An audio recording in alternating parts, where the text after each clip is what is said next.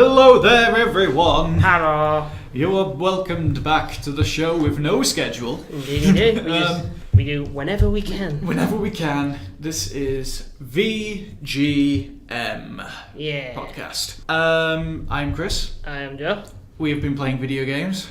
Actually, no, we haven't. I've been playing. You've been playing some video games. I've been playing Minecraft. That's about. I've been playing. Wow! Stop presses, everyone. It's 2011. I've been playing Minecraft and building sprites from the NES because I pine for the old days. Pine for a time where Minecraft was a game and not a toy shilling franchise machine made by a weird white supremacist man. I still think it's a great concept of game. I still think it's a great. I know the concept works. It's just it's cheaper Lego, and that's good. Yeah, it's just a case of evil market capitalism came in and ruined everything. Yes. So blame Microsoft for being evil bad boys. Yeah, so that's all I've been playing. I ain't playing nothing because I've been too busy to do any of that stuff. Yep. Avengers came out and I've had to be at work, which is rubbish. Oh, how busy has it been with Avengers? It's been very busy. Very busy. I've not gone to see it yet. Yeah. Anyway. Have you seen it? Yes. I saw it on Tuesday. Is it any good? It's very good. Oh, nice. It's better than Ultron, but it's not original Avengers good. Original Avengers is sort of a lightning in a bottle, and Avengers Age of Ultron tried to capture it again. Yeah. Does Infinity War try to get the Avengers magic again, or is it more its own thing? It does capture what made the original Avengers such a big moment, and that it is basically just like, right, this is what people liked about the Avengers. We're just going to do more of it on a much bigger scale. And it's a case of, there is a plot, doesn't really matter, because it's just a sequence for us to get characters together and have our interactions, have all the fun speculation bits people have had over the course of these big franchises. Good. Anyway, this is not an Avengers podcast, this is a podcast about video games. I can link the Avengers into video games, though, because I might as well just link to the... so there's an Unseen 64 episode where they were going to make an Avengers game. Ooh. A multiplayer first-person action game. Playing as Iron Man, Hulk, Thor, Captain America in first person. Hey, pretty solid. It looked pretty cool, but they cancelled it. The money wasn't there, I think, or something like that. Well, the money was there, Disney, but they didn't. Yeah. They didn't keep the money.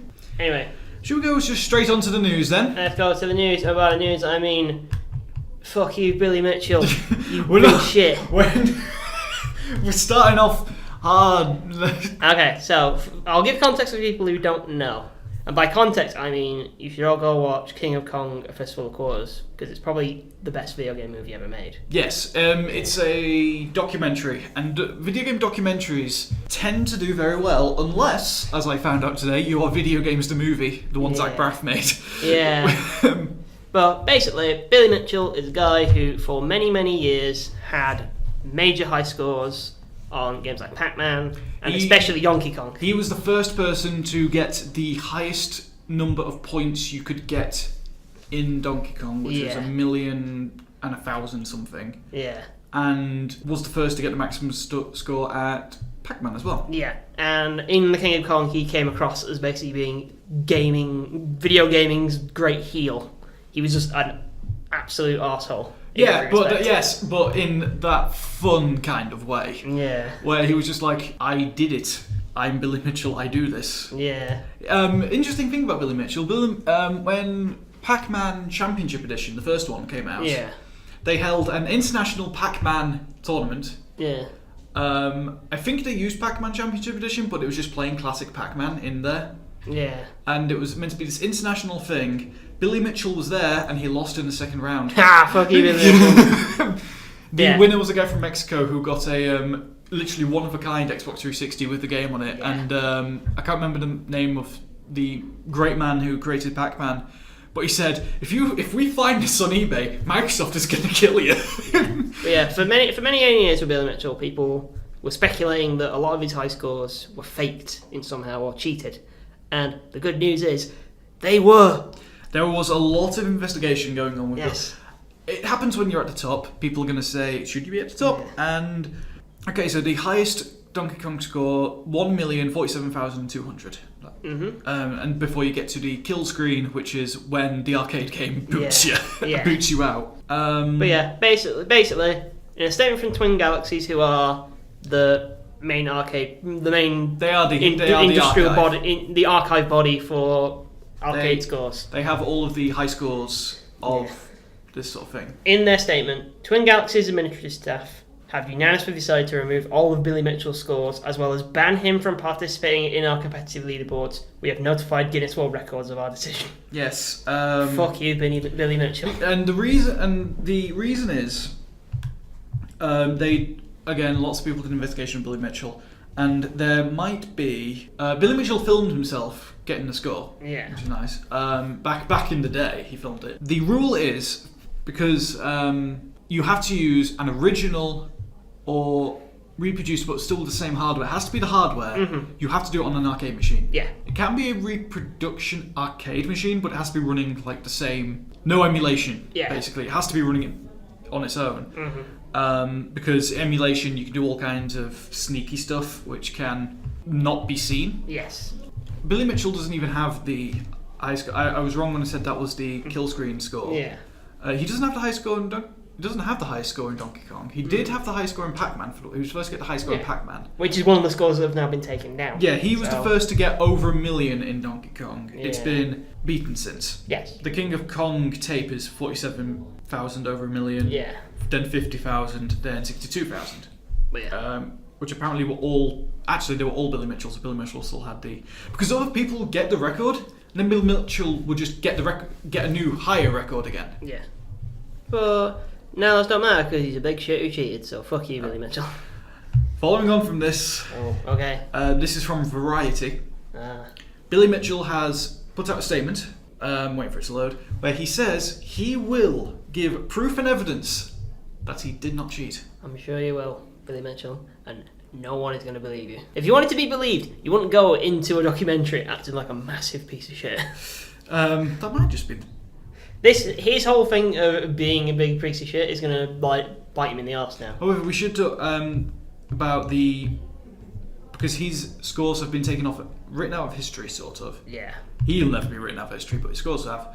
So now the current holder of said high scores is Stephen. It'll be on your thing most likely. I'm not sure it is. No, it's not. But oh, mine. It wasn't mine. And I just closed it. Look at that prick. There's a picture of him on Audio the podcast. There's a picture of him on the Structoid article. He's a big prick who deserves everything that comes to him. Screw you, Billy Mitchell. You're a bitch. But he says he will, after news recent. He's been asked to address things recently in the media and on the Old School Gamer Magazine YouTube channel. Yes. Which he helps run. Mm.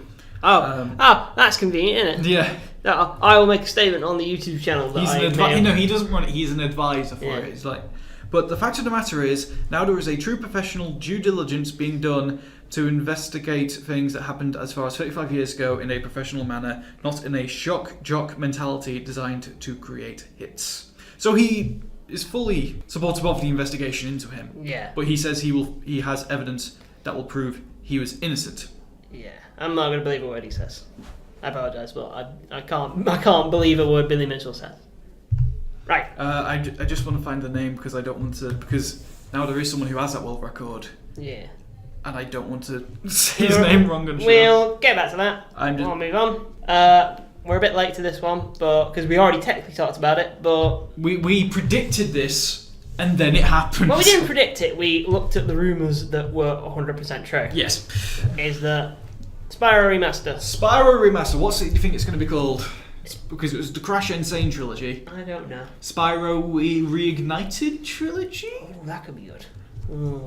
I don't know. But yeah, we won't go into it really bigly because we've already kind of talked about it. But yeah, there's a Spyro Remaster. Awesome. And we can talk about the footage we have seen. Yeah. It looks great. Yeah, that's cool. There was an insane side-by-side, which was in the first Spyro game, there's one which involves a lot of dash ramps with a giant tree. Yes. Giant trees. And they put that level next to the remaster. Yeah. Holy shit, the old one looks bad now. Yeah. I mean, it is the PlayStation 1. PlayStation 1 games don't look good anymore. It's kind of how time works. Yes. But yeah, so predicting now, which beloved franchise of the PlayStation 1 era is coming back next? Well, Crash and Spyro was a special case because they're twin franchises at this point because they're owned by the same people. Yeah. They've always been connected. What would be next if in a free and open world would be next for a remaster? Gex. Gex makes sense. Gex. But who owns Gex? Alright, I'll say Gex. It won't be Gex. No. No one cares about Gex Who actually other than me. owns Gex? I don't know who owns Gex. I don't think anyone owns Gex. Yeah, we already talked about it kind of last week, so I'll leave it off now. Yeah. Speaking of other remasters, Yes. Shenmue 3 is still happening. apparently. I was thinking this was the sign that it wasn't happening. No, I think it is still happening now. And to, I guess, I don't know, still show that people that they're interested in making it, we're getting a double remaster of Shenmue 1 and 2 for PC, PS4 and Xbox One in 2018 at $29.99. So $30, that would be $17.99, 20 quid. $19.99 probably then. Yeah, Shenmue 1 and 2. I guess. Two classic games. They don't play like most other games. No. Like even your beloved Yakuza series, which is like the spiritual successor to, doesn't play like Shenmue. Yeah, Shenmue is... Yours, like Yakuza has this built-in character action fighting system, whereas Shenmue tries to simulate martial arts. The best way to describe Shenmue is that it's very Japanese. Yeah. Also, I just noticed on the trailer, re-release, so it's not going to get the full Halo anniversary. No, it's not a complete. It's not a Spyro remake from the ground. No, this is uprising textures, upping the resolution. Hopefully they do a good job on it. Like they don't just stretch the game. It's D3T who are doing the remaster. Yeah, and I was thinking about stretching it. Yeah. Then I realised Dreamcast could run at 16:9. Yeah. And I think Shenmue was one of the games that could do it. So. I mean, it was a super console after all. Yeah. If Bits wouldn't lie to me. They said it was. They said it was a super console. Bits the British gaming journalism show. We might do. I want to do a podcast on this, which is Bits. The Channel 4's really obvious year 2000 attempt to grab into gaming culture, and it's the most embarrassing thing ever made by human beings. Yes. So yeah, I'm hoping we do a podcast on that. Speaking of new things coming out, we've got a Mega Drive. This is one of the weirdest things because it's real. Yeah. And not. Nintendo are doing it, so Sega thought. Not a fake. Yeah. And there are so many fakes. And Sega thought, may as well. So Sega are doing their own. Mega Drive. The Mega Drive Mini, made by Act Games. Yes. Who? What do Act Games do? They do stuff. I'm not sure, but it's not really a big announcement. It's more just a literal less than 20-second trailer, just showing it and going that it happened. It's a thing. We're making it. Which is fine. It's fun. I imagine it'll just be one of them like Sega Master Collection games put in a box. Yeah, and those are all great. Yeah. Sega have been very up on their emulation. Yeah. Their emulation's pretty good. Even though Sega is a bit tough to emulate, it's a bit harder than What mini version of a console do you want next? Mini console. Yeah. For one that isn't out yet. So we've gone through the NES and the Super Nintendo. Yeah. I do want an N64. Oh yeah, I imagine Mini N64. Mini PlayStation would be insane. I don't think that's going to be physically possible for another couple of years. No, I think it can be because those game files aren't big anymore. I guess. Like I've got Toy Story 2 Buzz Lightyear to the Rescue. Yeah. It's barely over 10 megabytes type thing. Honestly surprised we haven't had like an Atari 2600 one. We did, and it was official, and it was absolutely. It was the worst thing ever. It was cheaply made. The emulation was horrible. It was a scam, pretty much. I hope we get an Atari Jaguar. That'd be cool. That would be... Or a Dreamcast. A Dreamcast would be... PS1 is technically impossible. Dreamcast? Yeah! People can actually play Phantasy Star Online for once.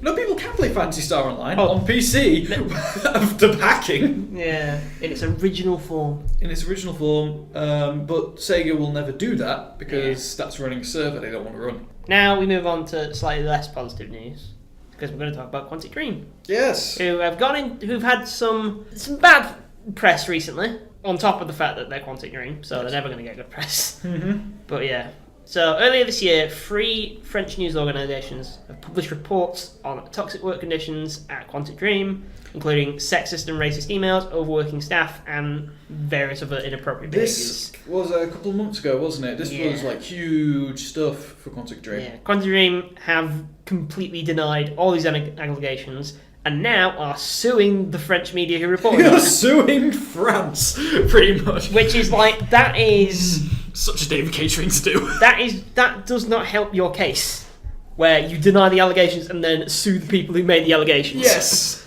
If you have reason to sue someone, you're probably trying to hide something. Yeah. But like, I just saw David Cage's quote, which was, "We are suing their journalists," and that was it.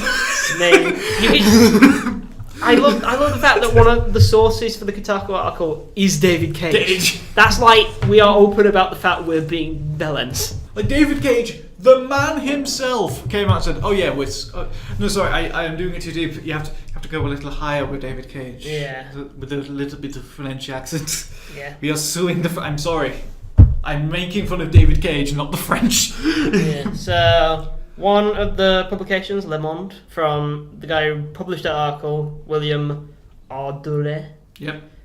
They got one statement from him. The story has been written sincerely, following a well-documented, thorough investigation, respectful of the principle that both sides must be heard. We stick with our information. And when the response for that other side of the information is, "No, screw you," it doesn't look great. I don't know. David Cage has always come across as weird, so I kind of I accept the fact that his work environment is probably a bit horrible. Mm-hmm. Yeah. It's apparently almost Konami bad. Yeah. Well, Konami is a very Japanese company in its attitude. This is like... Konami's one step over. Konami is like the Japanese equivalent of toxic work environment. Nintendo in the 90s, people would stay over and work sleeping on top of cardboard boxes to make sure their game was ready in time. Yeah. Konami makes that the rule. Yeah. But anyway, speaking of Nintendo, this is a news that surprised me. Yes, so from a note regarding changes of representative director and other management, Nintendo has announced that Tatsumi Kimishima is stepping down from his position as president of Nintendo. And Shuntaro Furukawa, is to become the new president of Nintendo. So it's the reasoning, as it says here, is retirement. Yeah, he's old and retirement, been out, and Shunitaro, who currently is the director and the managing executive officer and a bunch of other stuff, is taking over. Do you see his present titles? And he directs games. He does exec stuff. It's a lot. He's an executive who has global marketing, corporate analysis. But it looks like they've gone for someone who has the business mind, yes, and the game mind, which is nice. That's what Nintendo should someone actually makes sense to have. Yeah, because that's what Iwata was. Yeah, Iwata was just a coder, though, which is fair. And he had some business sense. Like, Iwata was a great man. Yeah, he did make the Wii U. Yeah, so I don't know. Considering Nintendo's current situation is pretty good though so far. Yeah, we'll see how this goes. Just continue on the way it's going, I think, and they'll be okay. Nintendo just needs to be smart and not screw it up. Meanwhile, the issue with that is that we have a lot of evidence to suggest that they will. Meanwhile, Reggie Fils-Aimé, he's still around. Yeah. We can't get rid of him. Reggie ain't going anywhere. It's because Reggie's good at his job. Yeah, Reggie. There's no reason to fire him to step down. People like Reggie, so he's also completely inoffensive, but still has some edge. He might be the only figure in the games industry at all who people actually like.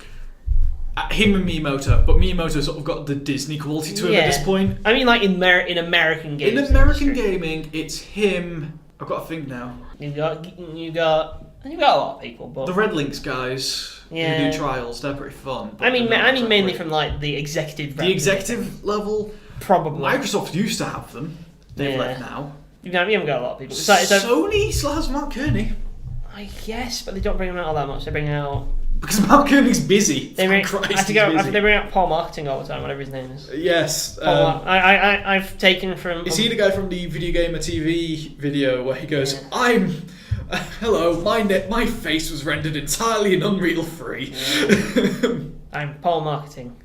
But I don't know. I like calling people who I don't know the name of poor marketing, because that's all they are. They're marketing people. Anyway, more bad news, or good news, I guess. Yes, we can join to do this one. Indeed. Because you have the first piece of news. So, in the continuing saga of Belgium deciding that loot boxes are Netherlands gambling. was first. Netherlands decided that loot boxes are gambling. They have gone through the government, loot boxes are gambling. And now they are pushing for the rest of Europe to initiate complete EU-wide legislation on loot boxes. Yes, I would imagine the more normal way to do about it would be having the discussion in your parliaments, but no. So they banned them. Yeah. They're gone which means there will be a lot of games being imported out of Holland. Lots of VPNs to European. It has to work. This will do something, because you can't just decide, well, we're just not going to make games for this country anymore. It's going to change how games get made now, because they're like, well, we can't do this anymore because it's technically illegal in some countries. And Belgium are doing it as well, as I've got here. Video from the BBC. Mm-hmm. Video game loot boxes declared illegal under Belgian gambling laws. Yeah. And EA, but here's the thing, they're banning them from FIFA as well. Oh, that's a big one. That's huge. Like, they're banning the Ultimate Team system. Yeah. So, will lead to the law. Mm-hmm. So we've got punishments up now from Belgium and Holland. They're doing the same. They're doing joint effort, and probably more countries. I can imagine Germany coming down this hard. Yeah. €800,000, which is a nice slap on the wrist. So €800,000 fine, and up to 5 years imprisonment for the people involved, for the publishers. That's actually, if you're threatening prison time for this, like, I can't imagine anyone's actually going to jail for this. No. But that's a good threat. It says a lot about our current games industry, that a report done into this found that 4 out of the 10 most popular games on an unnamed video streaming platform were in breach of this act. Which would be Twitch. Yeah. So that's if nearly half of the top games on Twitch have this. Have what's it called, loot boxes. 4 games that have been instigated by the Belgium office, by the Belgian Gaming Commission, sorry. Mm-hmm. Battlefront 2 was one of them. Well, Battlefront 2 is the only one that has gotten away with it because they've removed loot boxes. Yeah. Considering they were the guys who started this off in the first place. Yes. FIFA 18 has been done for it. Counter-Strike Global Offensive has been done for it. Oh. Overwatch has been done for it. That is a big one. You know what? I don't know Overwatch kind of the ones who popularised the idea. Yes, they are. They are the ones that popularised it, taking it from mobile, and those are all cosmetic. So, cosmetic skins that you cannot sell or trade for money are considered gambling now. Yeah. Because they have some personal wealth. However, EA has said, we want to open the dialogue. We do not believe this is gambling, because of course they did. So, other countries. The US have already put their hand in. Yeah. So, in America, loot boxes are not gambling because players always get a reward when they open the box. It's just a randomised reward. That's their definition. For them, gambling means you can lose. Loot boxes, to them, you technically can't lose. Meanwhile, in the UK, the Gambling Commission over here said it was similar, but their reasoning is rewards are usable only in the game. You cannot trade them. Yes. Even though in Counter-Strike Go and FIFA 18, you can. Yeah. But a lot of new developments in this, so we'll keep an eye on it, guys. If it spreads much further, I can expect loot boxes to not die off, but I can imagine a divide happening. Yeah.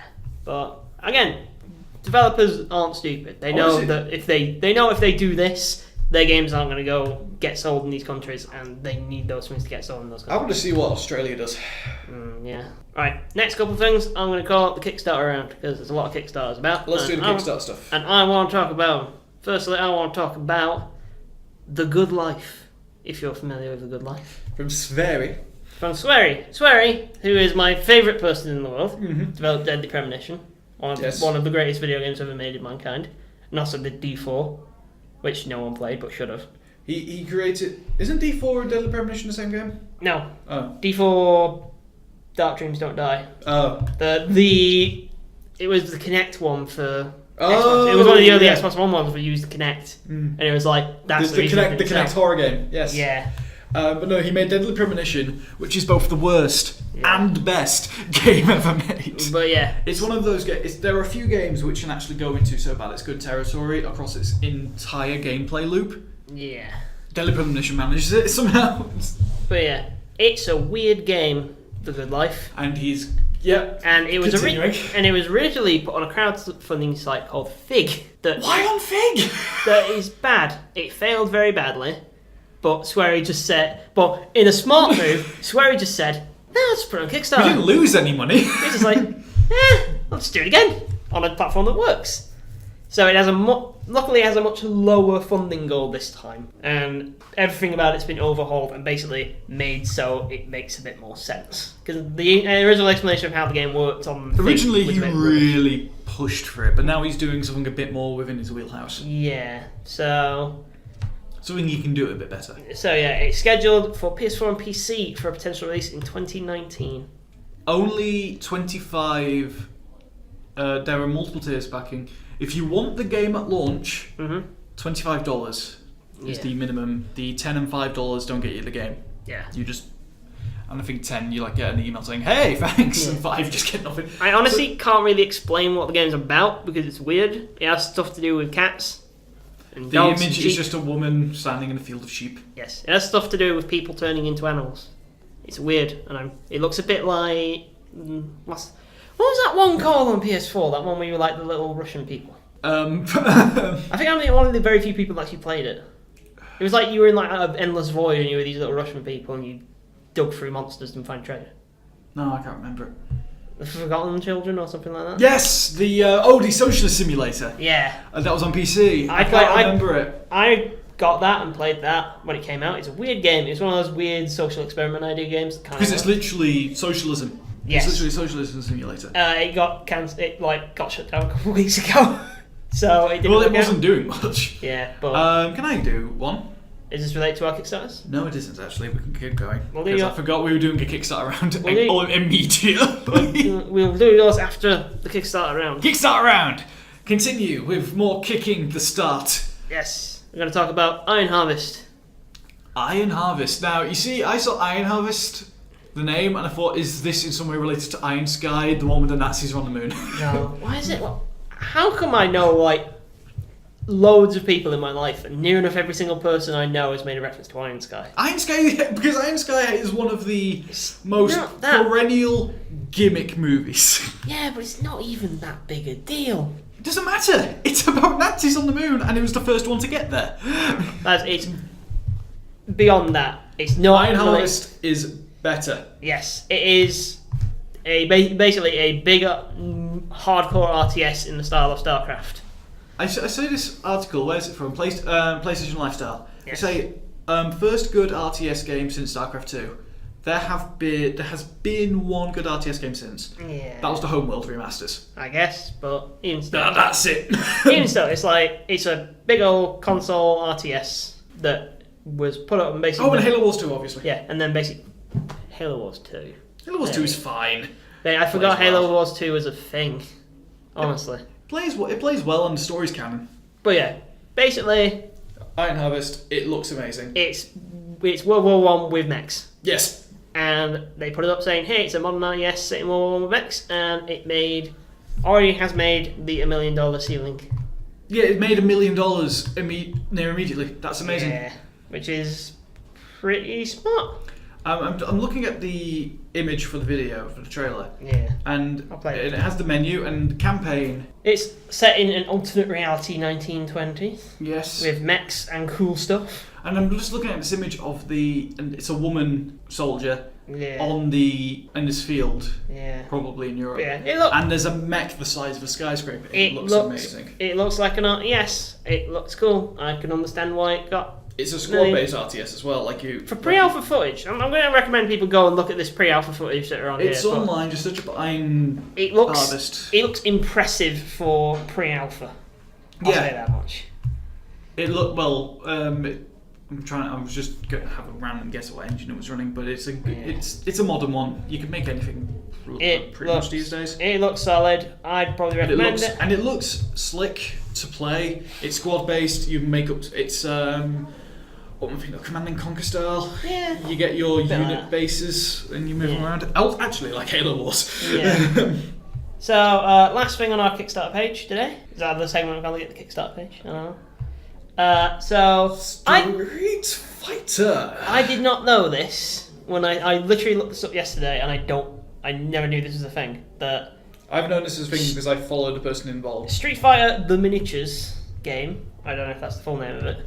It's just called Street Fighter Miniatures. Street Fighter The Miniatures, a game developed by YouTube personality Angry Joe, which I don't understand. It was his idea apparently. I guess. He wanted to make a street because he loves Warhammer. He loves Warhammer and he loves Street Fighter, so he decided to combine the two. Cool, I guess. Fair enough. At least he's doing something proper and not making really shitty movies. So it had a goal of 285,000. Yes.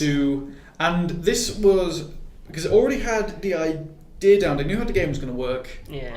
And the Kickstarter was more for a run of it. Yeah. So you can buy it. 285 grand. It made 400. 400,000 in around 24 hours. Which is impressive. So it's sculpted miniatures, all the classic ones. I don't think many of the newer ones are in there. Yeah. But yeah, I just want to talk about it and be like, it's cool. But how does the game work? Apparently it's explained on the Kickstarter if you want to find out. Yeah. They do explain, like the Kickstarter is apparently a good Kickstarter. You know what the game is, you know how it's going to be, you see the models, and the models look fantastic. Yeah. They look really good, and they are miniatures. I say, take a look at that, because anything Street Fighter related is pretty solid. Yeah, it's an interesting idea, and I think it looks great. Okay.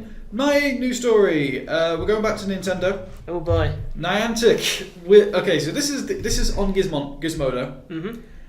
Niantic will reportedly settle for nearly $1.6 million over a bungled Pokemon Go festival in Chicago's Grant Park. This was I'm going to recommend everyone just now because this wasn't our time. We didn't have a podcast when this happened, but everyone, please go and find the compilation video made by Podfids. Yes. Of this thing, because it is pure distilled cringe in every respect. 20,000 people went to Grant Park in Chicago just to play Pokemon Go, which sounds like a great idea. Problem, the internet cacked out.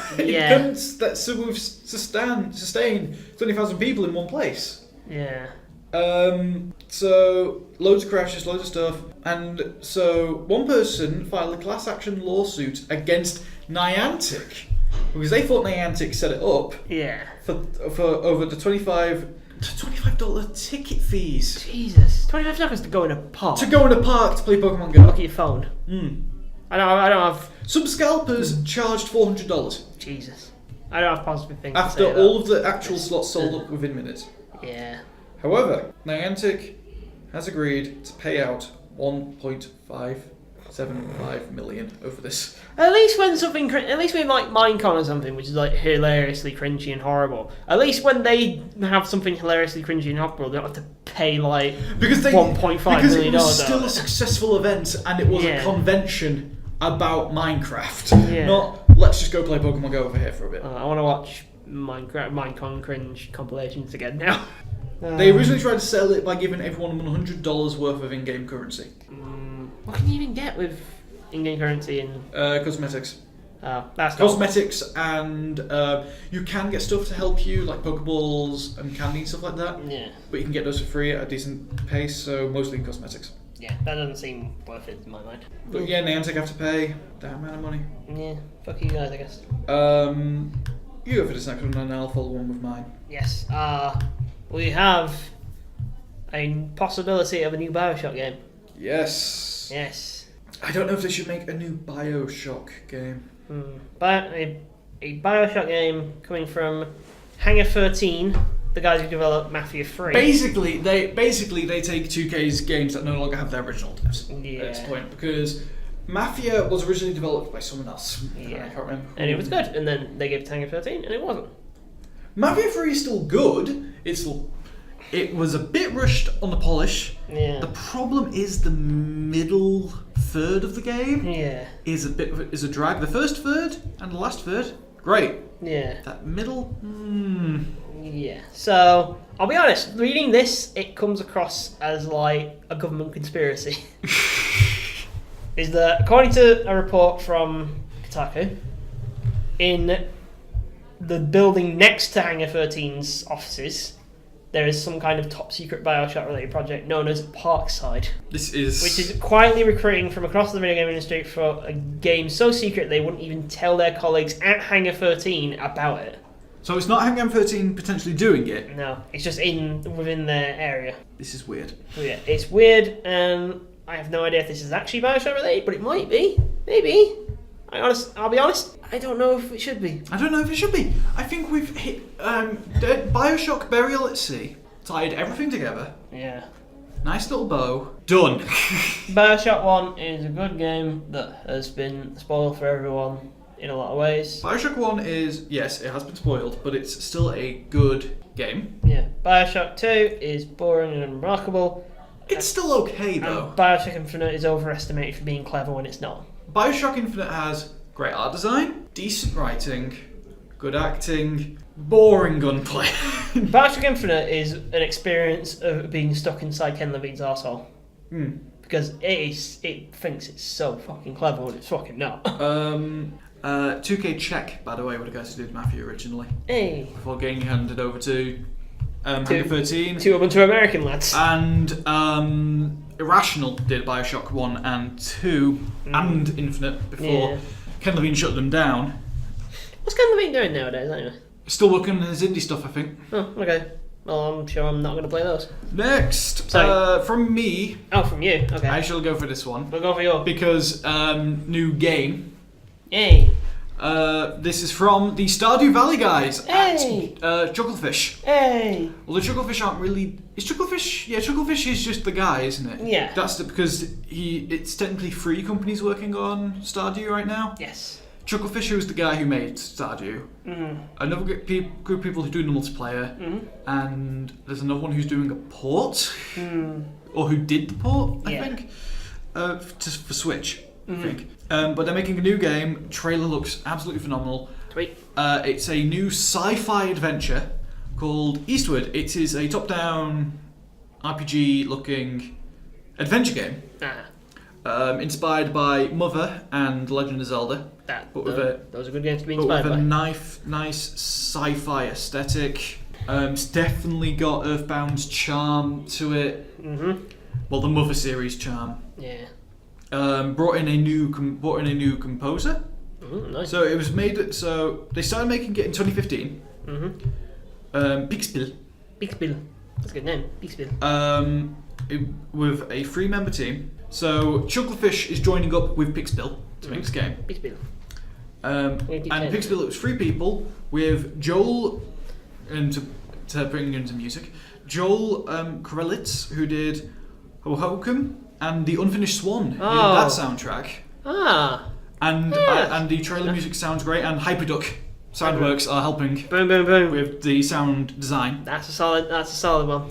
They're great. They did pretty much most indie games, actually. Yeah. They do a lot of indie stuff, and it's all great.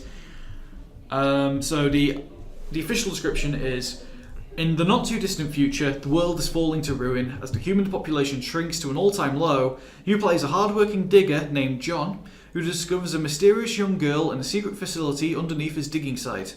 After being exiled from his village, John must guide this girl through dangerous, decaying cities inhabited by hordes of monsters and a quirky cast of characters. Cool. And there are lots of aliens and stuff like that.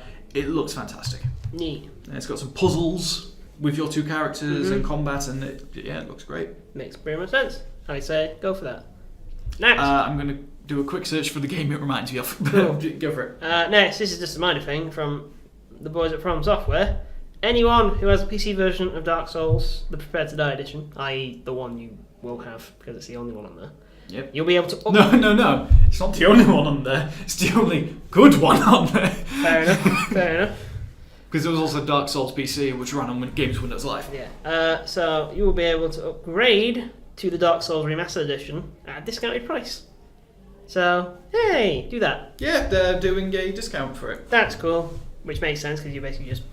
I don't understand why it's not just free, because you are just getting a graphics update. But, whatever. I don't make the decisions. Next, from Campo Santo. If you're not familiar with Campo Santo, they made a game called Firewatch, which is very good. And they're making a game... It came in on the flood of walking simulator style indie games. Yeah, it's good. And it is definitely the most involved gameplay-wise out of all of them. They're also making a game called In the Valley of the Gods, which looks cool. Yep. It's like cool yes, art. that looks amazing. Yeah. In the Valley of the Gods. And in news coming from then, they have all joined up with Valve. Prepare for Campo Santo to never make another game. To be fair, Campo Santo are making the kind of games Valve would probably be making nowadays anyway. Well, no, Valve...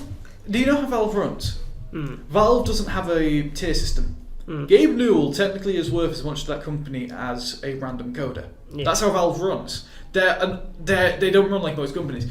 It's a big flat surface, big plateau, and it was, if you want to make a game, no, there are bosses, but if you want to make a game, you have to go around and get enough people together and come up with a pitch good enough that everyone else will agree there's money to be... Yeah. We will give you money. Everyone else has to agree, including the bosses. So, unfortunately, Campo Santo is a unit of people. Yeah. So they will probably go, we want to make this game. And they'll go, you're Campo Santo, you can make that game. Yeah, which is fair. They are going over to Valve, they'll maintain their jobs as video game developers and continue production In the Valley of the Gods. So will they still be Campo Santo, or are they getting absorbed into Valve? Probably just absorbed, but either way, they're still there and the game's still It'll be nice if Valve goes into publishing. Yeah. Which would be really weird because they own Steam, but it would... Yeah, but hey, they're not making games themselves, so they might as well let other people do it. I've got some Fortnite news. Go on. The Season 4 teaser came out for Battle Royale Season 4. Oh boy. As well as all the other modes. Which is great. No, that's where I think Battle Royale is going. Battle Royale games are going to die off. We're going to get Battle Royale modes in bigger games. Yeah. Because Battlefield 5, whatever the hell, is getting a Battle Royale mode. Red Dead's getting one. Black Ops 4 is getting one. Did you see that thing that went around Twitter? There was a joke going around Twitter that was like the leaked image for everything at E3, and it's just every franchise renamed to Battle Royale modes. Yep. I was like, I forget what. I don't know. I'll post it somewhere. It's cool. No, that's where I think Battle Royale is going. I think it's going to become it's going to be the next Horde mode essentially, but with a bigger impact at the beginning, unlike Horde mode, which is just this was awesome. But no, the new Season 4 teaser is basically saying what there's going to be changes. Obviously, there's going to be changes to the Battle Royale style gameplay. There's going to be new items. Yeah. And they're adding in new designs, including superheroes. Hey. Superheroes are going to go into Fortnite. Cool. Probably as just a costume, but in other game modes, there might actually be superheroes. Yes. And stuff like that. Speaking of, and also Battle Royale, PUBG put out their new map, which is their smallest map to date. Nice. It's a faster map. They're also toying with like the new one is 10-man squads. Yeah. To make it even faster. And H1Z1 put out a while ago the auto. H1Z1. We haven't talked about that in a while. Yeah, they put out the car version. Jesus. It's apparently janky and unfinished as hell, but it makes H1Z1 worth playing. Fair enough. Because they basically made it an arcade car combat game. Speaking about Royale modes, actually, and Cliffy B, because Cliffy B. Fortnite is epic. Yep, Cliffy B. Yep. So, we've just really connected actually. So after Cliffy B failed to make a Overwatch rip-off in Lawbreakers, he's now making a Fortnite It rip-off. wasn't technically an Overwatch rip-off because they were in development at the same time. Yeah. But yes, Overwatch killed it. Yeah. As did Lawbreakers. So Mr. Cliff Blazinski, his studio boss key, decided that Lawbreakers was a terrible game they shouldn't make anymore, and decided that they're releasing a free Battle Royale shooter called Radical Heights. It sounds a bit like Fortnite, doesn't it? And with the theme of 1980s Californian game shows. That sounds awesome, actually. Yeah, you earn prize money, which you can pull from cash machines to spend on gear, and you ride around on BMXs. That sounds awesome. It's in extreme early access, even earlier than you're used to. Fuck you, Cliffy B. Which means... That's basically saying, we've barely done anything to it, so... We've made a pre-alpha. We've renamed pre-alpha to something cooler. There's... And it says literally here, on the Radical Heights Steam page, written by Cliffy B. Expect to experience placeholder assets including models, audio, animation, and buildings, meaning we're running this on Unity and we're taking loads of assets. In other words, we didn't actually make a game properly. Yet. To be fair, PUBG's a bit huge, despite not making any of it. Yeah, I don't know. It's done. Next up, we've got some trademark news. Trademark, we've really got... Games journalists and just observers have really gotten savvy on looking out for trademarks, because it used to be you could hide it. Mm-hmm. You can't anymore. Yeah. So no. So, a number from Capcom, a number of trademarks for Onimusha.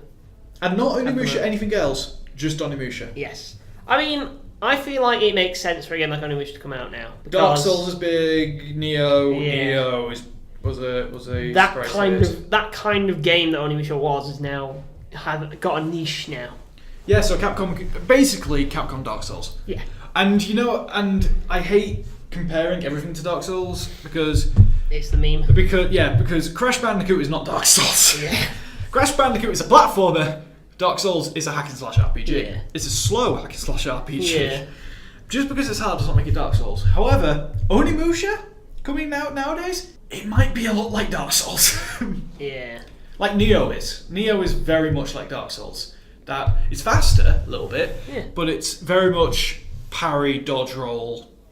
Yeah. Sword, dedicated sword strikes. Yeah. Still cool though. Still good, and I'm excited because Onimusha is the Resident Evil spin-off that everyone didn't know they wanted. It's a Resident Evil spin-off, Onimusha. It was meant to be Resident Evil 4. Wasn't Devil May Cry meant to be Resident Yes, there were two meant to be Resident Evil 4. So are you basically saying that two different spin-offs Yes. ended up being two of the best video games ever made? Yeah. And one of them led to platinum. Yeah, Devil May Cry was meant to be Resident Evil 4. Yes. Then, because they went, it's becoming a bit more action-y. Hey. And just like, it doesn't quite fit Resident Evil, because this is when they still cared. Yeah. And they were just like, okay, let's make something new out of this Devil May Cry. Onimusha thought, why don't we take the mansion idea of the first Resident Evil and transplant it into a ninja mansion in feudal Japan. Which works. Only they realised you'd have to have mysticism stuff like that. Doesn't work for Resident Evil. Yeah. So, and of course, and we're going to make a zombie virus in feudal Japan. So they made it mystical and made it on Onimusha. Yes. Which then brought in time travel, so Jean Reno could play himself. Yeah. Lovely. In Onimusha 3, which also included a Smash clone, I think. Yeah. And it was pretty good. Fair enough. Next, in-game currency news, Shadow of War, a game that's not very good. It's okay. No, it's not very good. No, it's okay, apart from what they're dropping from it. Yes, so... It does affect the game. Yeah, so... It introduced microtransactions in little loot chests where you could essentially buy your way through not playing the video game. Yes. And you would have to do that for the multiplayer, which can make playing the single player harder if you don't do it. Yeah, it was dumb. And they decided on May 8th they're just going to get rid of it. Yeah. They don't want to be sent to jail by Belgium. That's a smart move, actually, because very few companies have just decided, you know what, let's just get rid of it. I mean, EA did, begrudgingly, and it's still in the other games. I mean, for this, even they can see that it doesn't make sense. Warner Brothers keeps doing this, though. Yeah. Warner Brothers keep going, we're going to do this, but our way.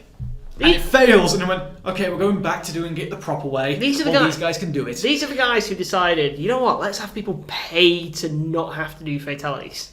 Yeah. Warner Brothers are a silly company. I still believe that is the worst implementation of... Warner Brothers games are a silly company. Yeah. I think Warner Brothers movie are okay. No, they're bad as well. Warner Brothers are a bad company. We're not getting into this argument. But, no, they're getting rid of it, but they're also changing the game. So you know who said Shadow of War isn't that great a game? Yeah. It's because of the microtransaction system, which caused the game to change and be focused more on the orcs. Yeah. And the grind of getting orcs, stuff like that. They're removing the grind. Hey. So, the game is actually... So this isn't like we're removing something that you hate. Yeah. We're actually making the game better. Yeah. Next, we're going to talk about two Doom stories. One of them I can't quite get the website up at the moment, so I'm just going to say it's in the explanation. Nina Bergman, who is an actress lady, has made a tweet basically saying that Universal is going to make another Doom movie. Hopefully it's better. I have a deep visual in my mind of this can be a special in itself. Pitch a video game movie. I guess. pitch a reboot / VM, make your video game movie. How would you make this game? There's an easy answer to that, which is just don't. How I would make a Doom movie: normal squad of Marines. Something happens on Mars. They go in, and it's very tense, alien style horror, but with demons in it. Yeah. For a good half hour, 45 minutes. Then Doom Guy shows up. Yeah. Don't try to make a character out of Doom Guy. Just have Doom Guy blow stuff up. Just put Doom Guy in there, and suddenly it turns into this over-the-top crazy action movie. Do aliens, but almost a parody of itself, which is what Doom is. Yeah. Doom is a parody of the aliens idea. Yeah. Speaking of Doom, and I know we've talked about this a lot. We've talked about the Mick Gordon soundtrack a lot. It's an amazing soundtrack. And as is the proof that the soundtrack is good, it is getting a full CD and red vinyl release. Yeah, you're getting 2 different physical releases in the one release. It's amazing. Beautiful. I will say 4 vinyls, 2 CDs. Go find these images on Destructoid because it's... Oh man, the art on the sleeves are so good. Beautiful. Everything about Doom is fucking great. It's such a... I can see what some people say where it sort of is more of a clunky attempt to revitalise Doom. Yeah. My god. Speaking of video game movies, ooh, my last piece of news. Hey. Rampage came out while we were gone. Yes. And it's got its Rotten Tomatoes score. Hey. As it should. 51%. Hey. Which makes it's still rotten, but that makes it the most critically acclaimed video game movie of all time. The fact that the highest praise you can give a video game movie is 51% it's a bit of fun, I guess. That says a lot. However, 82% of audiences liked it. That's fair. I did. With an average rating of 4.2 out of 5. So, I think they've done. I think we did it. At least for the audiences, at least for making a popular movie, we've done it. Yeah. We've broken the curse. We still need to make a critically acclaimed video game movie outside of a documentary. Okay. Yeah. Is it possible? Yes. Has anyone ever had the right mindset? Probably not. Maybe we'll make a podcast about this if you guys are interested. If you guys are interested, we will pitch video game movies. Yes, let us know. Next, I will go through the list of video game movies and we can talk about those as well. Yeah, I'm gonna talk about 2 stories vaguely related to Castlevania. Yes. First, in the positive, Bloodstained Ritual of the Night, one of the best Kickstarter games probably ever. As super cool Castlevania type game has announced its English voice actors list. Did you say Castlevania type game? Yeah. It is Castlevania. Yeah, has announced its list of English voice actors. Erica Lindbeck, David Hayter. David Hayter, the writer of X-Men. Yes. Ray Chase, Ben Diskin. Fred Tatasciore? Tatasciore? I can't remember how to say it. Yeah. Frida Wolf, Carrie Walgren. Carrie Walgren, nice. Mia Strober, Christopher Swindle, and Robbie Belgrade. Robbie Belgrade is a nice one as well. Yes, it's a good cast, that. Yeah. David Hayter's a big get because he's Hollywood. He's very much in the I'm not doing voiceovers anymore. No, he only does voiceovers. Yeah, I want to make Wolf Cop again.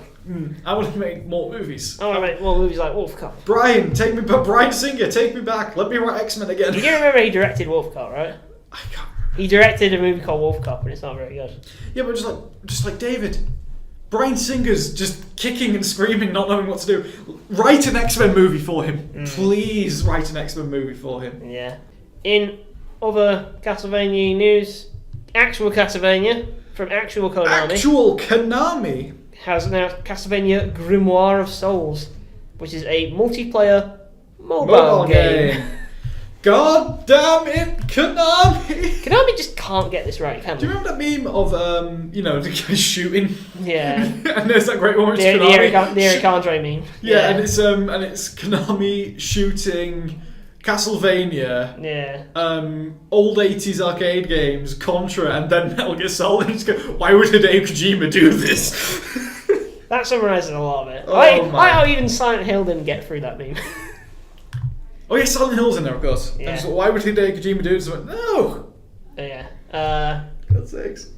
Speaking of, well, not really speaking of. I was trying to do a segue and I didn't really fail there. We're going to talk about Persona. Speaking of good games. Speaking of video games, we're going to talk about Persona. Persona 3 and 5 dancing because they decided. But not 4. 4 already had Dancing All Night, and now they're doing Persona dancing spin-offs for 3 and 5. But are they the same game, or are they Persona 3 Dancing All Night and Persona 5 Dancing? They're 2 separate games. Oh my god. 2 separate games, depending on what you want. It's like Pokemon. They will be getting special costume sets for Virtua Fighter, Yakuza, and Sonic. Yeah, fair enough. That we're looking at now. I'm seeing the Sonic one on that left there. That's definitely the Sonic one. And Persona 3 has got its Virtua Fighter set, which is looking pretty solid. The oh, there's the Sonic one. The Yakuza set for 5, which is like with the damn cat thing getting a Sonic costume. Yeah. Meanwhile, the main character's dressed as Kiryu, and I'm sold on all of this. It works. I'm happy.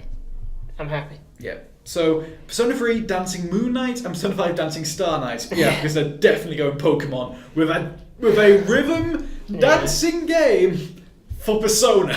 Yeah, it's dumb, but I'm sold.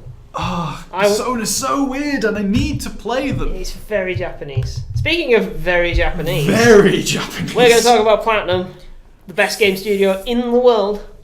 Half of the time. Yeah, well, 50% of the time. We're going to talk about one of those times, which is Platinum Games want to bring the Wonderful 101 to Switch, which they should do. Wonderful 101 was one of the sleeper hits on the Wii U. It was mostly sleep. Let's get this straight. Wonderful 101 is one of the greatest games ever made. That is a fact. I look at Wonderful 101 and because it's former Clover. Yeah. And I look at it and go, it's family friendly, but this holds the spirit of God hand. Yeah. Possibly more than Bayonetta does. It's just that off the wall with its idea and superhero-y stuff. Yeah. Because God Hand is kind of a weird-ass superhero game. Yeah. From Kamiya, we're going to knock the Kamiya is back, easy. We're going to knock the audience participation up a bit. They're still trying to negotiate with Nintendo whether a possible Wonderful 101 Switch release could happen, but it always helps when the people in the audience at Reboot clap if they'd actually buy a Switch version. So anybody who would buy that, please clap. And then the whole room clapped. Yes. Yes. There's also some comment on about Bayonetta 3, which is nice. Yeah, and they want to add new gimmicks and ways to play. I'm cool with that. In an attempt to raise the bar. Which, all I'm saying is, probably the scariest phrase in the video game universe is platinum and raise the bar. Because that could mean a whole lot of things. With me, the scariest one is sequel and raise the bar. Yeah. I don't know, but platinum, it's like, what is raising the bar in platinum standards? The first game, we kicked God through the solar system and into the sun. Like, right, how can we do that bigger? It's amazing. Speaking of platinum, we have another platinum thing as well.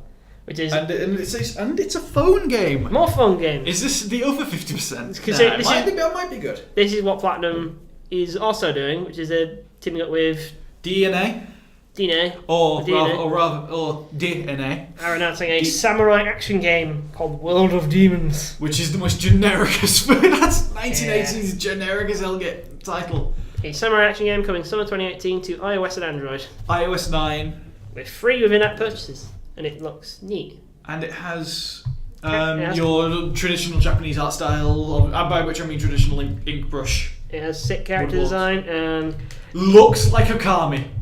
Holy crap, that's Okami! Look, there's a second image of you in a fighting arena, and it encircles around you, and it looks like a Japanese painting. Your sword stroke even looks like a brush stroke. What? It's Okami. What was that game that came out for smartphones like years and years ago that was like test for the graphical technology of smartphones? Infinity Blade or something. Infinity Blade, yeah. It looks like Infinity Blade. Yes, well, it looks like it plays like Infinity Blade at least. Yeah. Infinity Blade was like Dark Souls before Dark Souls as well. A little bit. It's weird. People forget it was a bit faster and stuff like that. They got to Infinity Blade 3. I guess.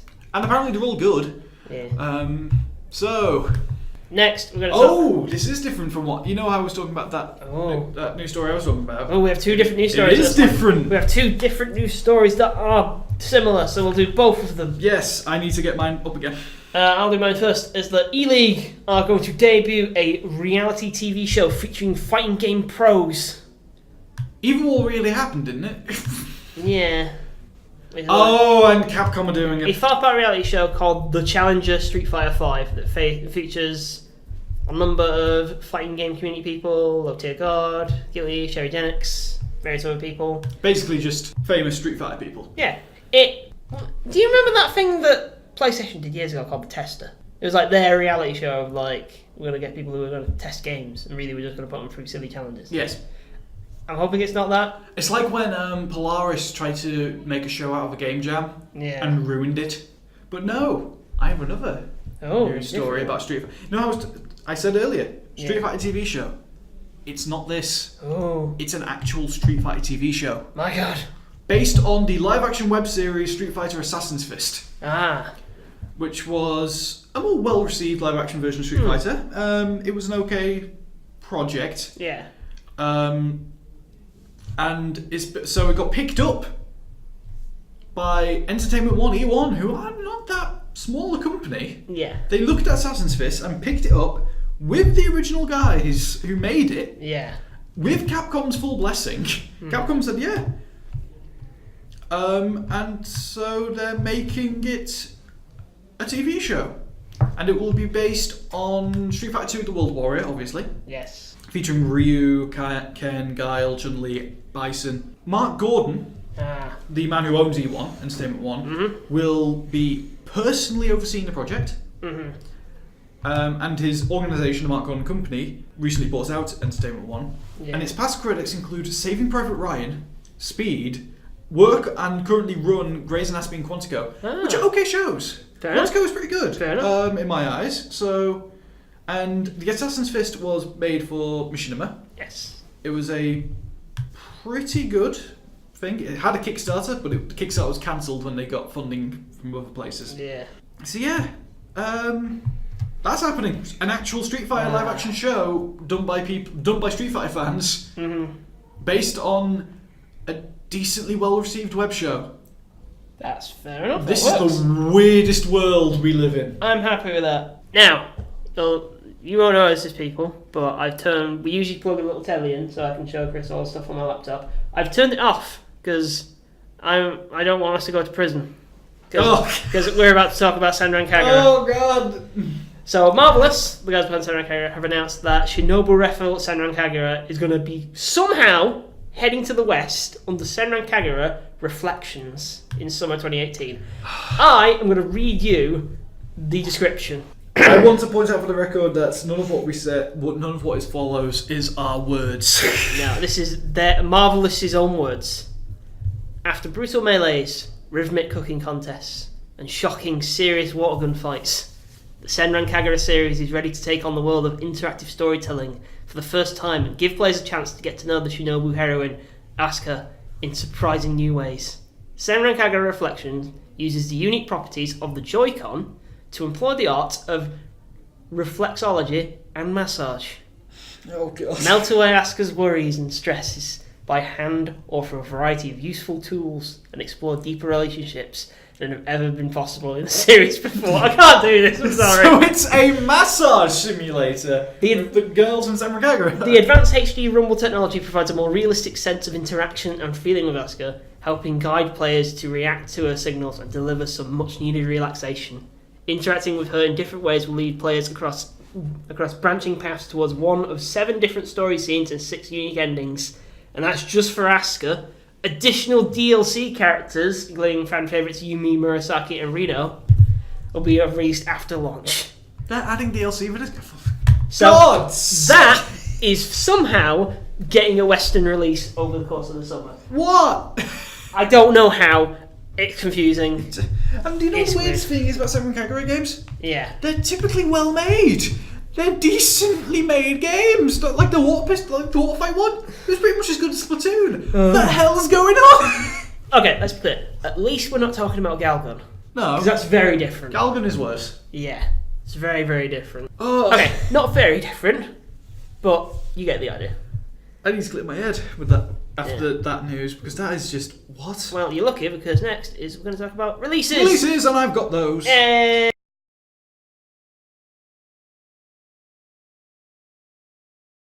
You've shown me some fancy action here. The damages on this ship and the weapons aboard will come to $1 billion. People will hate you, Steve, if you're too stingy. And we're back. Welcome back. Let us go on to Releases. let's go into this week's releases. This week being it's the 27th, which means today. 27th today of Friday, so minus 4 days. Yeah. 6th, 5th, 4th. The week starting the 23rd. Mm-hmm. So on the 20th, so game's already out. Yes. As of Friday the 27th. On the 24th, we had Frostpunk came out on PC. Cool. Frostpunk was that cool sort of Cyberpunk sci-fi. type thing. Yeah. And then a lot of Switch ports. Yeah. First from Merge Games. Yeah. Maxed Curse of the Brotherhood. Maxed Curse of the Brotherhood. That was the thing. It was the game that basically showed off, hey, Unity is actually a good engine, you idiots. Yeah. Next was South Park, The Fractured But Whole. Cool. Can get on Switch from Ubisoft, still feels weird. Yeah. And then also on the 24th on Switch from Ubisoft, Urban Child Playground. Yay. It's getting game I'm going to imagine. I don't know about that one. Yeah. And games that came out today. Our favourite game in the world, Hello Kitty Cruises. Ah! 3 podcasts in a row we've talked about Hello Kitty Cruises. Rising Star Games. It's finally out, and you can't stop it. And we don't have to talk about it anymore. Also came out today. Nintendo Labo came out today on Switch from Nintendo. Congratulations, guys! We released Cardboard. We released Cardboard. Cardboard finally got invented and released to the public. It's actually critically it's doing okay. I guess. It's a neat thing, and it's teaching kids how to code. All I saw on Twitter was people strapping knives to the Joy-Cons and making them fight. Yeah, but here's the thing. It's technically teaching kids how to code, and that's always a good thing. Fair enough. Next, on the PSVR from Sony, Rick and Morty Virtual Reality. I'm sure that is highly relevant in the year 2018. I've seen the. How is it possible that Rick and Morty somehow is now dated, even though it isn't even a year old yet? It's not even it's been cancelled technically. Yeah, it's somehow gone from being super relevant to not at all in the space of 6 months. Yeah, because there hasn't been any. And also, its fans are scum. Easy. I'm just trying to find reviews of Nintendo Labo, and it's from people buying it. It's got 5 stars. Nice. It's in that 5th star. Yeah. So yeah, it's done all right. Although there's one article which is really up its own arsey, which is screw Nintendo Labo. We made a computer out of a cardboard box. Oh, shut up. Stop being from Engadget, they've got their review at 83%. Nice. So yeah, Nintendo Labo, pretty cool. Next, PQ, PS4 and Switch, Shantae Half Genie Hero came out. Hey. Yes.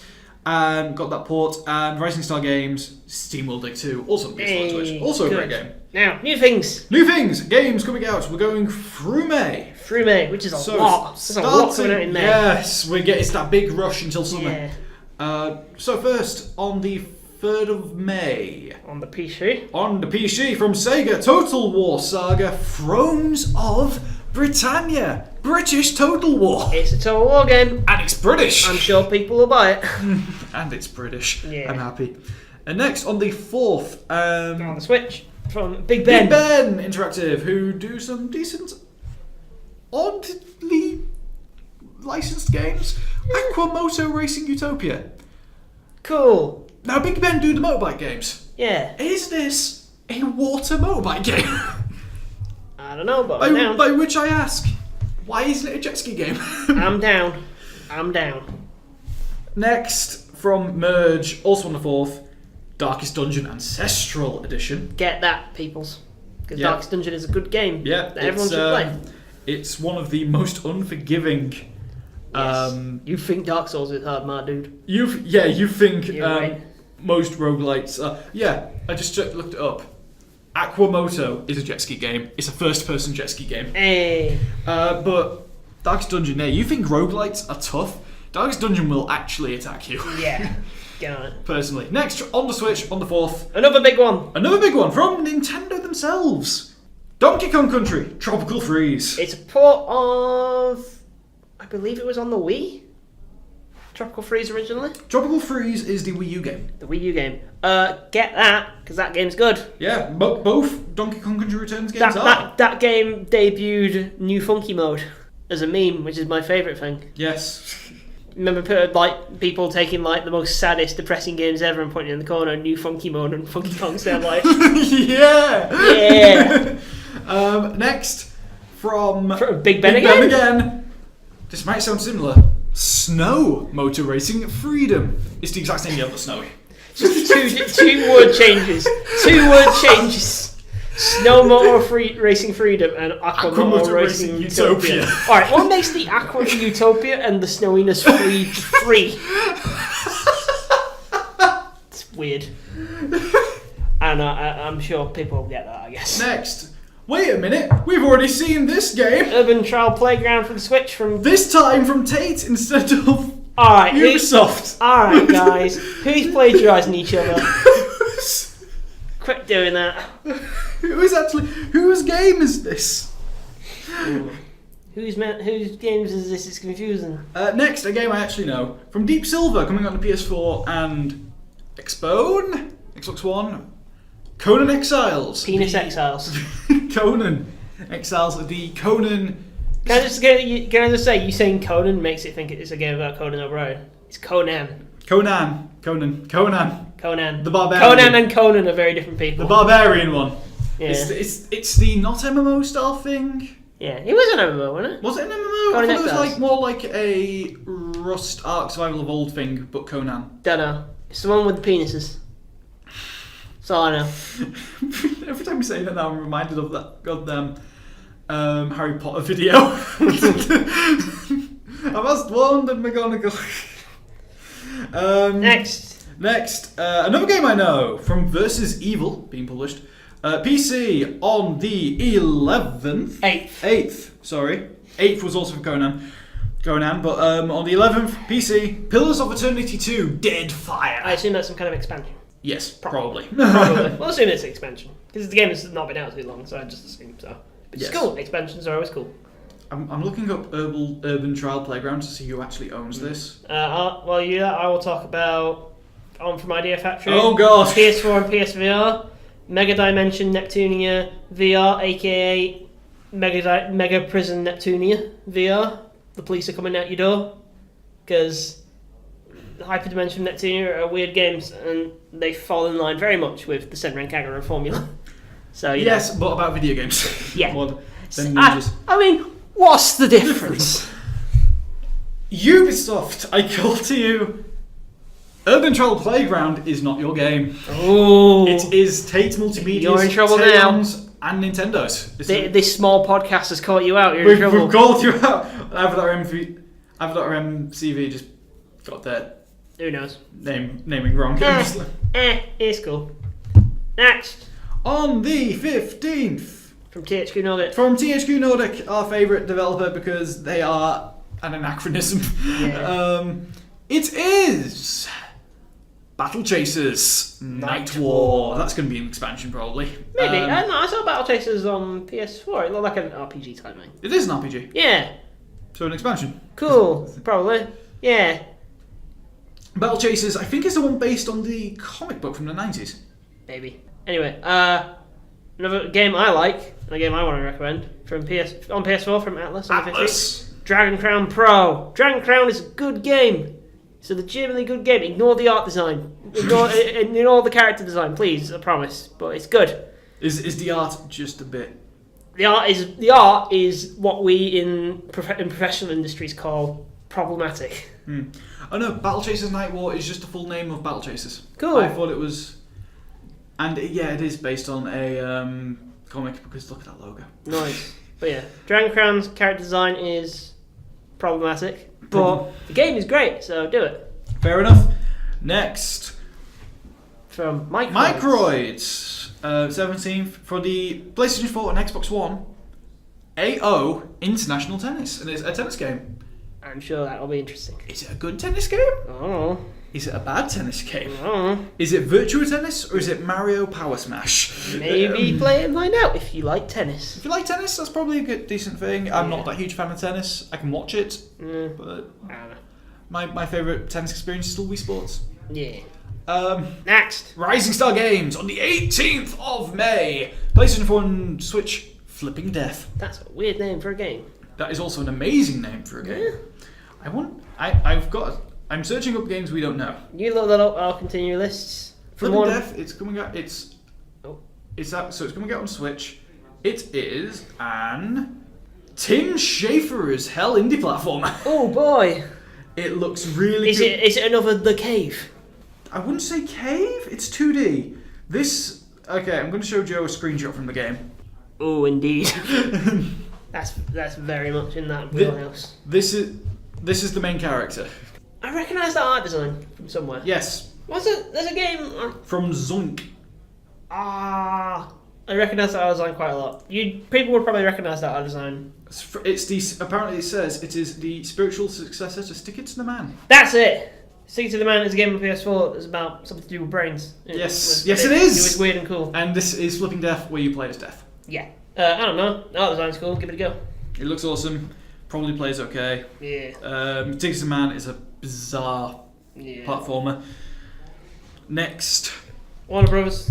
PS4, Xbox One, 18th, Hitman Definitive Edition. All of it. You get all of Hitman in one go, and Get that. that's cool. It's a good Hitman game. It's an amazing Hitman game. Yeah. Like people go, oh, I don't know about this episodic thing, and then everyone just went, yeah, but you're paying budget price for a AAA budget game. Yeah. And then you can pay for a season pass, which will get you more than a $60 full price game. It's amazing sometimes how simple these ideas are. Hitman is actually a very good Hitman at the time. Yeah. I'm going to say very good value for money. Yeah. Because even the first episode, it came with 2 levels. Yeah. And loads of stuff to do in them. And then the second one came out, it only gave you 1, but it was huge, and there was tons to do in it. You know? Yeah. They're good Hitman levels. Indeed. Next. From Nintendo, another big release. Yes. On the 18th Another we released on the Wii U and want people to actually play it. Release. Hyrule Warriors Definitive Edition. Yeah. Finished release. The Dynasty Warriors Legend of Zelda game. Yeah. The most well received of the Dynasty Warriors spin-offs, really. Yeah. Because there was Dynasty Warriors Gundam, which got meh reviews. Yeah. There was Fire Emblem Warriors, which is still getting a bit of heat for not including characters. Yeah. But no, Hyrule Warriors, it just did everything right, and it's the first Zelda game to feature voice acting. Nice. Not for the not for the actual characters, just for the narrator. Yeah. And everyone just went, I don't know, should we have voice acting for this game? And then everyone went, it is a Koei Tecmo Dynasty Warriors game. Yeah. Music in that game is amazing. Yes, as it well. very much is. Another Switch release. From Bandai Namco, apparently, on the 18th. Little Nightmares. Complete edition. All of Little Nightmares. We've talked about Little Nightmares before. Play it, it's cool. It's cool with sort of takes. Wow, who's the company that made Inside the Limbo? Never Dead. Never Dead. It took their concept Yeah. and sort of went with it. And you know, and they said like, yeah, we get it, but why don't you just embrace the fact you're a weird Eastern European company and can make weird Eastern European animation? And then Little Nightmares happened. Yeah. By a different company. So get it. It's amazing. Yeah. I thought Little Nightmares was like, holy crap, they turned around to the inside fast, but no, Yeah. it's a different company and it's amazing. Next. 3DS! A 3DS game is coming out in 2018. Yeah. Published by Deep Silver, apparently, for some reason. I feel like some of these might be a little bit wrong. Because this is Shin Megami Tensei Strange Journey Redux, which should be published by Atlas, surely. Yeah. Some of these might be a little bit incorrect, but Bandai Namco doing Little Nightmares might be a bit off. Yeah. But hey! on the 18th, Shin Megami Tensei Strange Journey Redo. Get that. It's Shin Megami Tensei. Shin Megami Tensei games are good. Even the ones that aren't Persona are good. Next, a game. From Pokestone Interactive on the 22nd.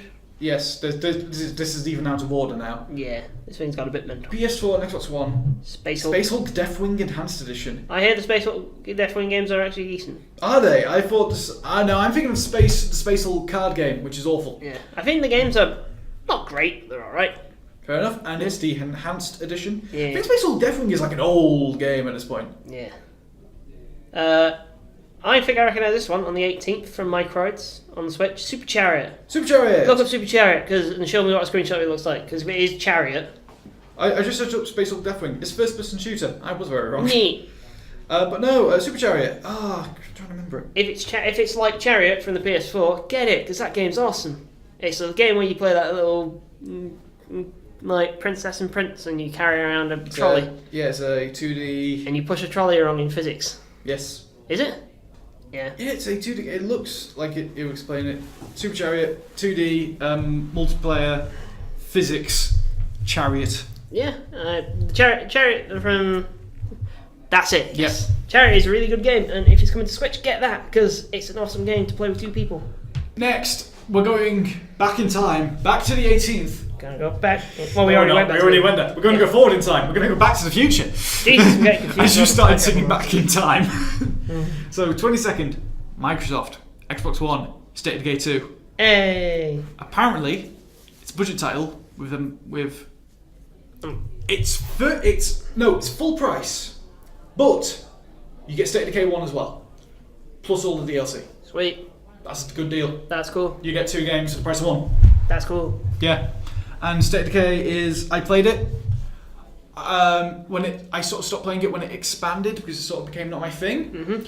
But it's an amazing zombie survival game. Indeed, it's one of the best ones there is. It's very good. Get out. Next, we're back with Big Ben. Yeah. And this one isn't a racing game based on some form of bike-like. It's based on the other sport we already talked about. Tennis! Tennis World Tour on everything. Yeah. If you like tennis, maybe get that one as well as the other one. I don't know. PlayStation 4, Xbox One, Switch and PC. Yeah. Another big one for now. We're on the 25th. Big one for now. From PC, PS4 and Xbox One, Dark Souls Remastered on the PC, PS4 and Xbox One. I don't think we have to talk any more about that. Because it's Dark Souls Remastered. It's just the first Dark Souls game, which is amazing, remastered. And also for the Switch, but more important news. Also on the same day. The Solaire amiibo. Astora amiibo. Yeah, so you know. Praise the sun. Mario Brigade. It's even got its own base. Yeah. It apparently only does one thing, which is unlock Praise the Sun prematurely in Dark Souls, but yeah. Another big release for me. Yes. Speaking of Quantic Dream, suing France. Is this the I can be your angel and your devil? Yes. It's like we get Dark Souls Remastered literally on the same day we get Detroit Become Human, which every single Quantic Dream game has had a lot of hype going for it because they keep going, maybe they got it this time. No, I think maybe they got it this time. I think we've reached the point finally where people are realising that David Cage is they have not. The hype for Detroit Become Human is real. It shouldn't be. How do people not get that David Cage is not a smart person? David Cage does not know how to write video games. David Cage is a genius when he isn't trying to do something serious. When he did Fahrenheit, fantastic. He's genius at making movies, not at making video games. Again, like he has some of the best moments in video games. The opening of Fahrenheit or Indigo Prophecy, where you have to cover up a murder scene. Yeah. That's great. Heavy Rain. There are a few scenes in Heavy Rain which are actually pretty good. Like going into the virtual reality, the cutting off the finger scene. Yes. Those are pretty good. Even Beyond Two Souls No, I'm not letting you defend Beyond. We're not doing this. It had the carry scene. We're not doing this. We're not doing this. We're not doing Beyond Two Souls. Beyond Two Souls is a bad video game and you know it. It is, but it had the carry scene. No. And it had Willem Dafoe. Let's move on. Just shouting at things. Yeah. Let's move on because Spider-Man. But no, Detroit Become Human, there's cyberpunky. Yeah. Wanting to be Deus Ex. Dylan's Dead Heat Breakers coming out 3DS from Nintendo. There, we talked about that last week. Good. Dylan. Agony, PS1, Xbox One from Maximum Games. That sounds a bit scary. It's Maximum though. So fair enough. Next from THQ, Legend of K. Legend of K is getting an anniversary edition of all games. That's a weird one. Yeah, Legend of K was that failed mascot platform, wasn't it? Yeah. Fair enough. This game, it did have a cult following, so yeah, go for it. Then Moonlighter for PS4 from Merge. That's cool. I've heard of Moonlighter. It's pretty good. One for you. Owl Boy. PS4 and Switch from Sedesco, 29th. Well, indie game. Yeah, looks good. It's Owl Boy. It's fantastic. 29th as well from Sega Mega Drive Classics. PS1, Xbox One. Never stop releasing Sega Mega Drive Classic collections. Even after we release the Sega Mega Drive Mini. I imagine they might have done because they know it's going to be outsold. It's going to be outsold by the other big collection coming out that day. Street Fighter 30th Anniversary Collection. You can even get Street Fighter 1 in that thing. PS4, Xbox One, Switch and PC. If you like fighting games, buy it. Because you'll be sorted for the rest of your life. You got Street Fighter 1, which is not great, but it's Street Fighter 1, it's history. Street Fighter 2, the other version of Street Fighter 2. Do you get the other version of Street Fighter 2, or is it just HD Remix? It's HD Remix of the original ones. I think it's HD Remix and probably Turbo and World Warrior. Yeah, it's Street Fighter 3. And its sequels, including Third Strike, the best fighting game ever made. It's got Alpha. I think it's got Alpha in there. It's got the Alphas, 1, 2 and 3. It's got all 3 Alphas, 4... It's not got 4. It's not got 4? No, because Ultra Street Fighter 4 is already on PS4. True. It's got all the ones that haven't been ported onto the fair enough. platform. And finally, coming out some point this quarter of the year. Yes. Crackdown 3. PC and Xbox One. Because from Microsoft. People like Crackdown apparently. People like Terry Crews. I just searched up Agony. Mm-hmm. Just quickly, it's a dark fantasy survival horror game. So yeah, it is a horror game. Cool. Let's wrap this up. Yeah. If you want to discuss anything we've talked about, go to our Twitter, which is at VGM Radio Show. That's at VGM Radio Show with capital VGM, R and S. I've not been on it at all recently. Been busy, uni. Yeah, we've been busy. We will probably starting within the next month or so. We'll be freed up time-wise and be able to do this on a more regular basis. Yeah, we'll try to actually get a schedule going. Yeah. So yeah, that's it. That's it. Follow us on Twitter, so let us know if you want us to pitch video game movies. If you want us to do like special podcasts about specific things, we don't mind doing that. We will do that. Talking about dumb stuff like that. Because that'll be fun. Yeah. That'll be great fun. If you want us to do podcasts on that, if you want to do podcasts on a particular game series, if you want to do podcasts on stuff that's not about video games, we will just do movies. We will just do movies. We'll do wrestling. We will do wrestling. My God. Yes. My God, Michael. Anyway. Let's end this. Indeed. So we will see you next time. Whatever that may be. More newses, more high score owners getting banned. Hopefully there's more fuck you Billy Mitchell stories. Less loot boxes, hopefully. Yes. And more love for the video games. For the medium that is video games. Indie games will continue to rule the world. I've been Chris. I've been Joe. We will see you next time on the VGM Podcast. Bye. Goodbye. Why would a hireling soldier like you run such a risk to torment me like this? Why? Garcia, nobody can hire my feelings.